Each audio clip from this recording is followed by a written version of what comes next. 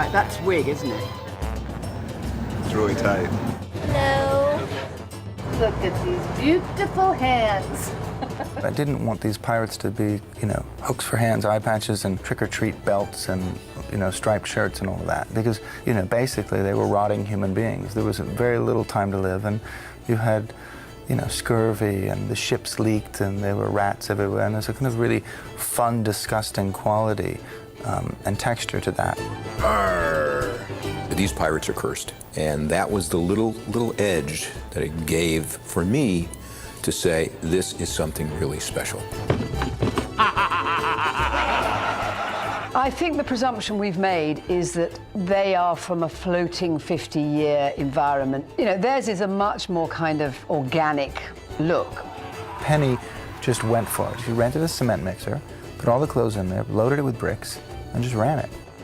I was allowed to bring over Steve Gell, who's a master distresser and dyer, and he worked on all the principals' clothes. And it's an art form. So they arrive brand spanking new, perfect, and a week in his hands, and they are what you see. Hey, it's clean. It's not supposed to be clean. This was a very complicated exercise in that I knew I had to have masses of backups. So I manufactured 900 pieces, and then they sent me in the bodies. You look absolutely lovely. Okay, next victim. It's a bit of a madhouse when we fit, and, you know, much swapping. Oh, I've got this jacket, it'll be better on him. And they just kind of came together. But the other thing that was really a big contribution is that I had makeup and hair in the fittings. So they got wigged up, they got made dirty. So by the time I was given them, they already looked pretty good. Off you go.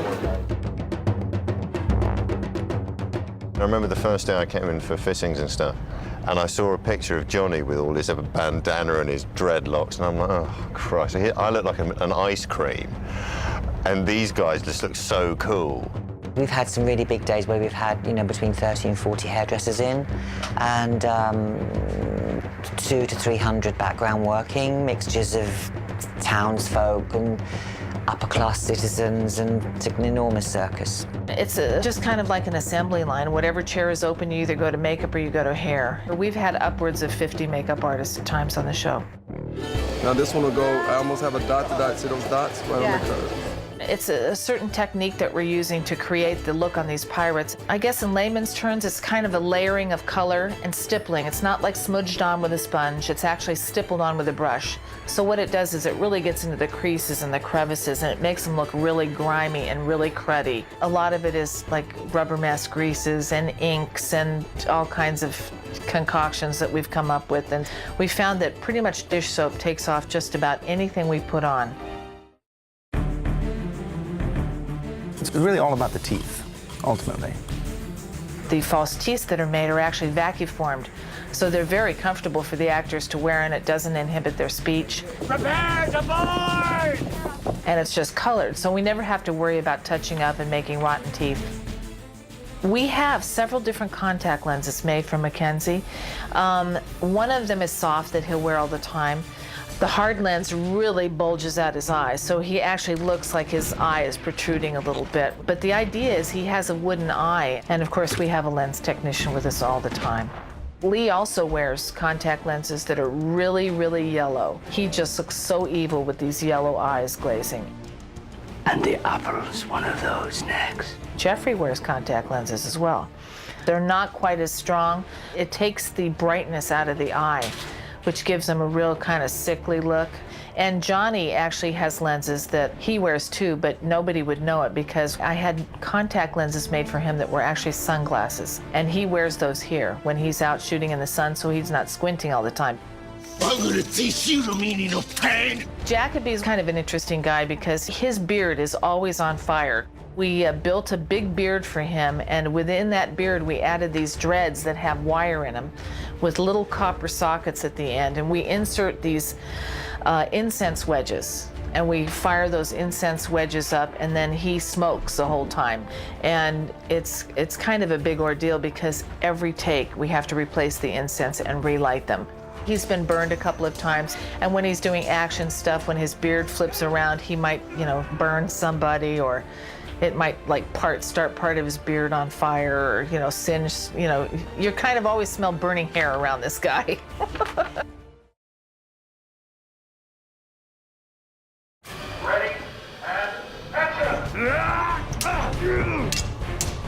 It's going to have all the thrills and chills that you would expect from a big adventure. The stunt work on this was way more intense than anything I've done before.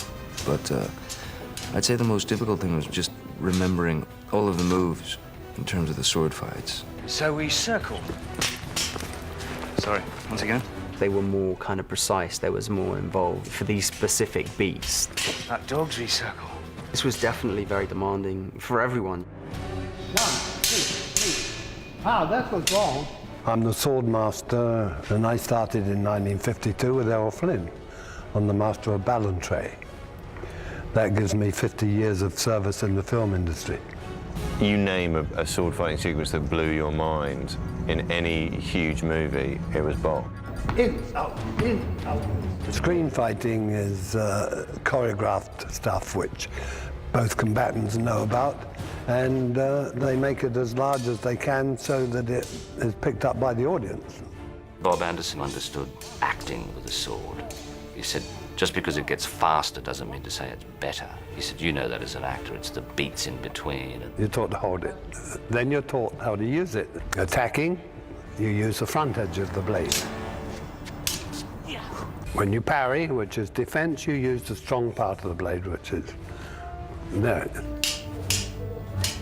Once you know where to put your sword at the right time and place, that is the beginning of it. The routine now has to be rehearsed so it can be done with speed and agility and feeling and timing.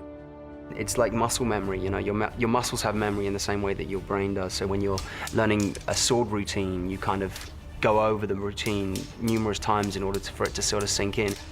It was interesting because I kind of learned the choreography to these things before I actually knew the character fully. So it was kind of interesting to incorporate the character into the moves.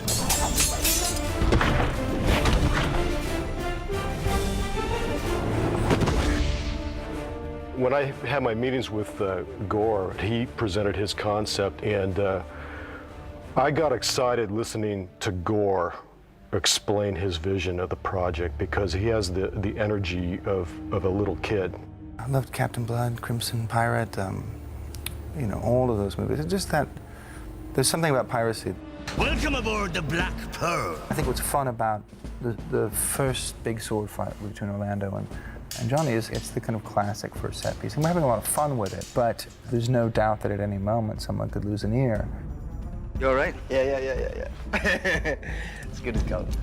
We go through an exhaustive rehearsal process with everybody, and it's pretty intimate. What I call my quiet time with the actors, where we talk things through and take sort of a low-key internal approach to it. It's one thing to learn the choreography of a stunt action or a sword fight or a fight or whatever it is, but then they have to start coloring it with their characters. And I try to let the actors do that from day one. And that's how the collaborative effort starts rolling. You like pain? Try wearing a corset. When I first read the script, I was like, oh, this is going to be easy. I'll sit in the back of carriages, I'll wear pretty dresses, I'll pout a bit, you know, it'll be fine. But actually, I've had a lot of stunt work to do, which, for somebody as lazy as me, has been rather challenging.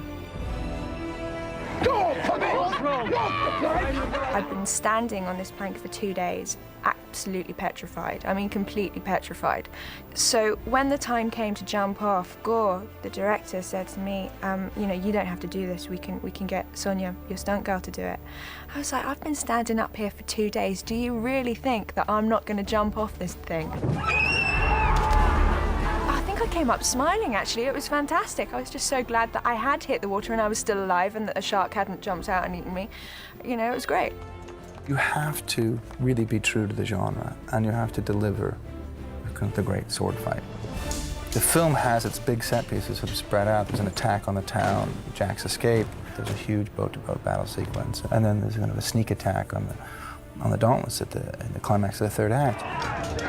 When the Dauntless battle begins, all the pirates are skeleton in that. So we shoot it live, and then we do reference passes with nobody there, where the opposition has to fight air.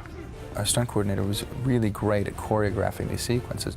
It's very difficult for his team and ultimately cameramen as well to set a composition, photograph it with the British Navy, let's say, and the pirates, and then remove the pirates. And so not only are you photographing air, you're also kind of thinking, okay, that's the moment where that guy hits that guy, and then I'm going to pan over to this skeleton who's not there. It was like a choreographed dance with all these stunt guys beating themselves up, basically, with these imaginary opponents. It's like you've been learning a tango with someone for a month, and then they go, okay, now do it without your partner. And you just feel like an idiot, you know, kind of lunging at midair. It was so much fun, really. I mean, we're making a pirate movie here. It's like, you know, it's like every boy's dream. I think it provides all of the kind of things you'd expect from a Bruckheimer picture, yet it tapped into something, I don't know, something, you know, again, that sort of 9-year-old, you know, that's still there. We all understood that we wanted to capture the feeling of this epic pirate thing, but we all agreed that we're going to take a fresh approach to this, something that'll be generational, something that'll last. That's not very nice.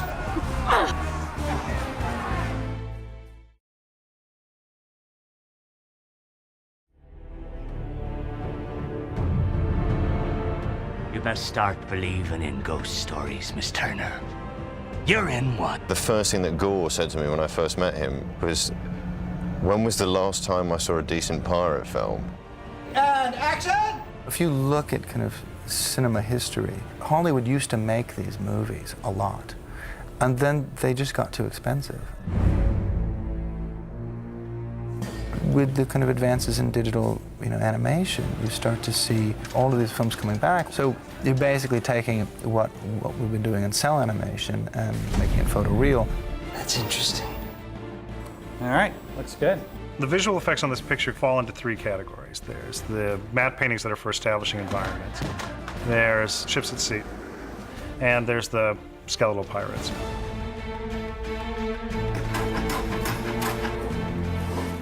We ended up building miniatures of all 3 of the ships that are depicted in the film.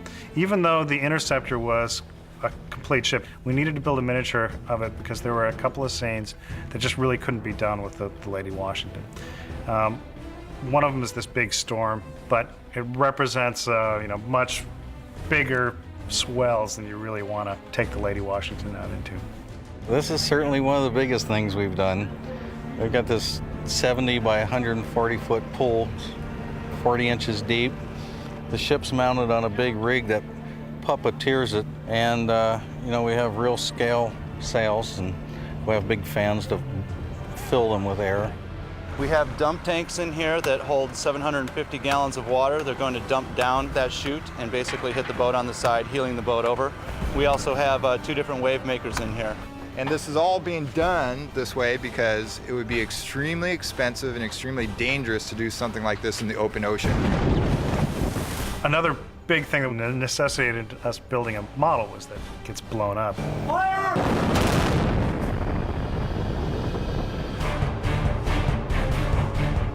A lot of effort went into designing what do the pirates look like when they're skeletons, so that they all have recognizable features. There was a lot of discussion about, you know, how do we get these guys to a place where they are kind of alive yet decomposing. We started off by doing a lot of these early concept paintings of pirates in their sort of skeletal cursed form. This was a direction that we didn't end up going in. What we have on the wall is sort of side-by-side comparison to headshots that we got of the actors who were cast to play the Barabossa's crew. We started by playing around with how much meat to bone ratio we wanted. For instance, this character right here, we actually took digital photos of turkey jerky and grafted sort of this turkey jerky texture on top of a skull that we had taken a digital photo of as well. And then, you know, added little flakes of skin kind of coming off the chin and matted hair, and to sort of give each one of the pirates their own sort of unique pattern of decay.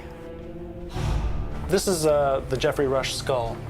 So we started with our generic skull and then modified it to fit his face. And we're able to sculpt the skull behind it into form-fit it inside to become the skull of the character.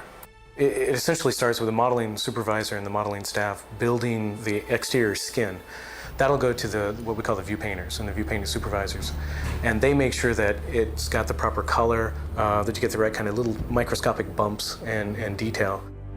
Using this skin that we created over in the model shop and then scanned into the computer, I can then paint from this view and I can add to the decaying flesh look on his face.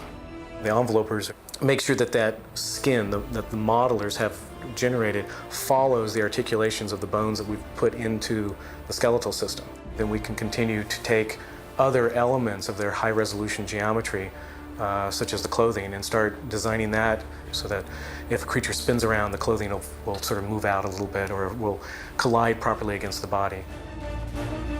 When you marooned me on that godforsaken spit of land, you forgot one very important thing, mate.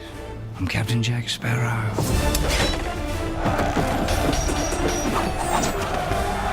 We've got really good actors cast in all these roles. So the decision was made that what we should do is anytime there's a skeleton, we should shoot a performance reference of them. And then at some point during the shot, we get what we call a clean plate, which is the camera operator reproducing the same move that he did without the actor present at all. And that lets us sort of draw some of the background to help erase the actor when he's supposed to be a skeleton. One day I had to go and put on this weird kind of tracksuit with tiny little ping pong balls and go through my actions. It's like when Jeffrey stabs me, I back up into the moonlight. So I had to basically redo the scene, but by myself, wearing this bizarre uniform, with ping pong balls. That's interesting. One of the big challenges I found on this movie is the detail that we have to mimic the actors' performances. That way we have something that's already been approved by the director, it's a performance that they're happy with, and it's also a performance that's done by the actor who we're trying to emulate in the shots. So what now, Jack Sparrow? Are we to be two immortals locked in an epic battle until Judgment Day and the trumpets sound? Ultimately, all of those different elements all sort of come into a hub of what we call the TDs, or technical directors, that take all that information and on each frame make sure that it has proper lighting, and they render it to make it look as photoreal as we can get it. I hope we take it to a new level. I hope we take a pirate movie and the swashbuckler part of it to a new level, and that's our intention.